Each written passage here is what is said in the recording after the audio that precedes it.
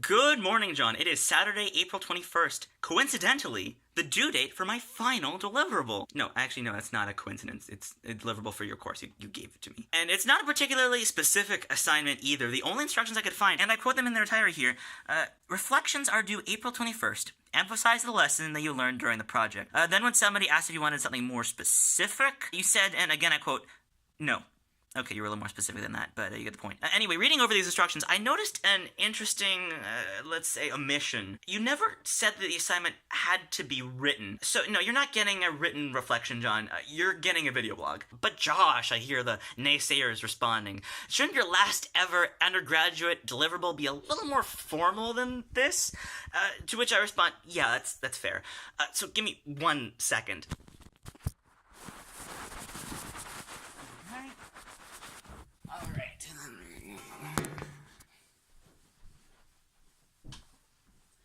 There we go.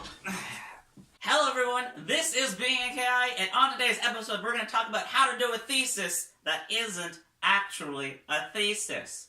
Don't tell John. Oink. Oink. Welcome to Being in KI. I'm your KI guy, Joshua Dolman, and today I gotta be straight with you guys. I'm done. I am done KI. I'm done the tests, I'm done the papers, I'm done the projects, it's all done. Wait, second back for a sec. Did we have tests? Did we have tests? We had one test. One test? I did the one test, okay. Anyway, I'm done. But the last thing I did, the capstone to my time in KI, was handing in my senior research project.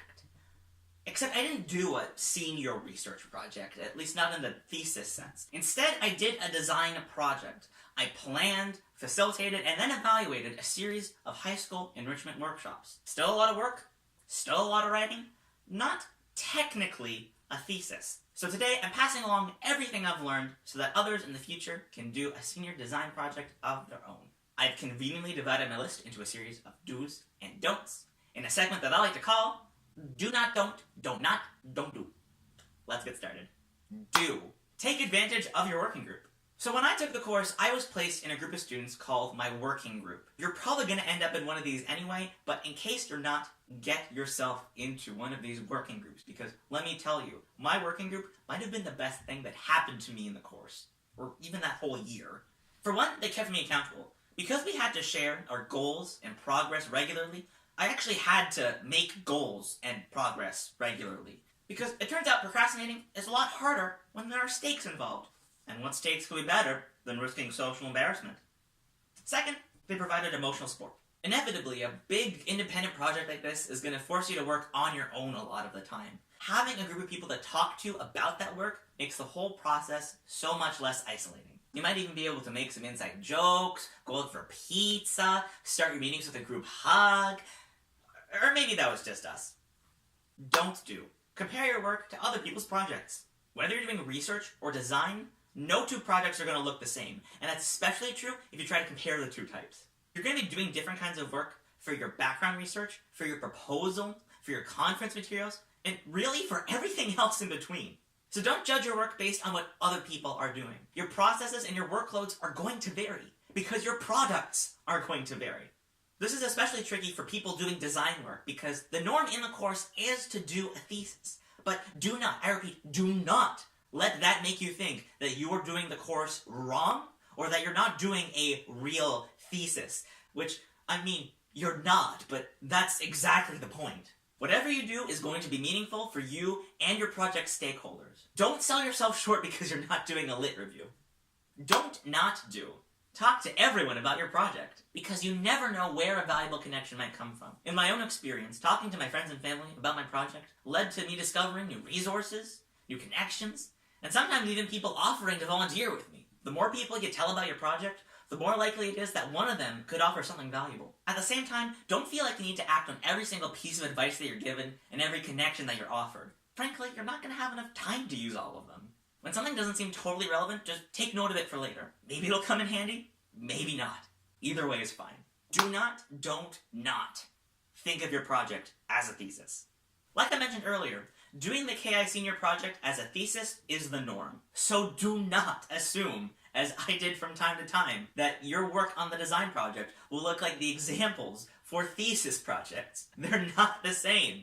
You will still have to do a proposal, but it will look completely different from a thesis proposal. You will still have to do research, but it will not rely as much on those cutting-edge peer-reviewed journal articles. And you will still have to find a supervisor, but that supervisor may fulfill a completely different role than they would for a thesis student. Not only is all that okay, it's great.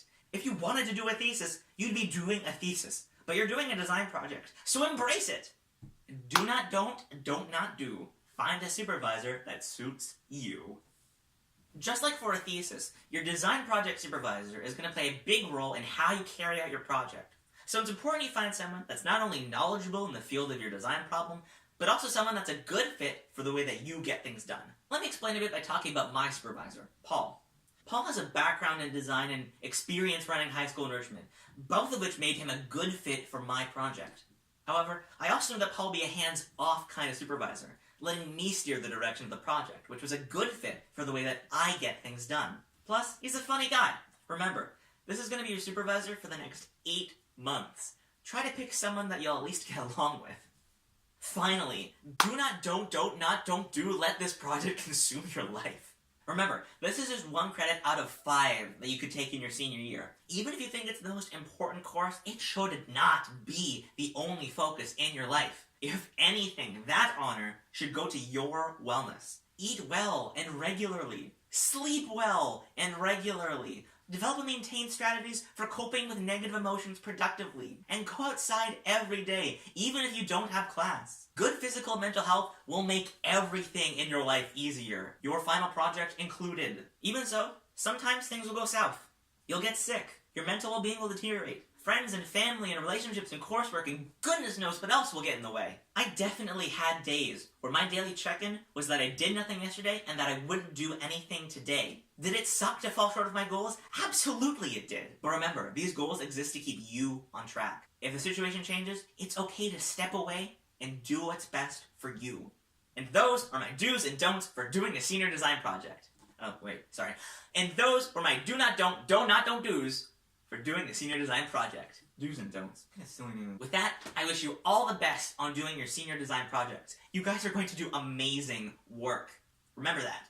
If you ever start doubting yourself, just push through and stick with it. We all believe in you. I believe in you. And most importantly, Paul believes in you. Don't believe me? Well, here he is right now. Special guest today, Paul McComb. Look in the flesh. Hello, yes, this is me, Paul McComb, Senior Design Instructor in Knowledge Integration. Hi, Paul. What would you like to tell our impressionable young viewers here on the show? Well, I would like to say that it was a pleasure working with Josh this semester. He was a fine student, and I believe that anyone in KI can do the senior design project of their dreams. I might just take them a little while if they don't stroke it properly. Oh, Paul, we didn't have time for that. Oh, well, I'm going to tell you anyway. I'm not beholden to any word counts. I'm Paul McComb. Paul, what if this is anarchy? I'm going to fly away now. Goodbye. Paul, you can fly now? What is this? Paul, get back here. Paul. He's gone. Anyway, that's the end of the show. If you'd like to chat with me more about knowledge integration, whether it is senior design projects or anything else, you can reach out to me on Facebook or email me, jadolman@uwaterloo.ca. Being in KI with KI guy Josh Dolman will return. Never. Like I said, I'm done. I'm done.